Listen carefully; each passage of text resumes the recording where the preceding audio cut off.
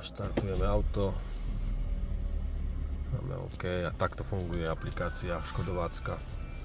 Auto bolo v servise 2 dní tu v Bystrici u dílera, kde teda po 2 dňoch zisťovania chýb a volania nejakým školiteľom zo Škodovky odpoveď znie len jazdiť a ono si to hádam za mesiac stane, je to bežné a nedá sa to opraviť proste nejako.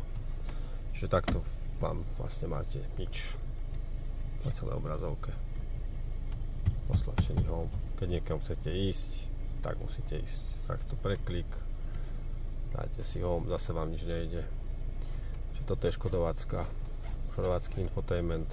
To, že tá aplikácia viac nejde ako ide, toto všetci vieme. Keď potrebujete prísť k autu bez kľúčov a odomknúť ho, tak proste vám nenačíta. To nemusím ani hovoriť, neviem, či by sa vývojári nemali radšej venovať niečomu úplne inému, ale proste toto je jedna katastrofa. Čiže auto po 2 dňoch u dílera, po 2 týždňoch nejde, vlastne 2 týždne takto ten infotainment nejde, 2 dní bolo u dílera, takisto to nevedeli opraviť, volali nejakému školiteľovi na infotainment.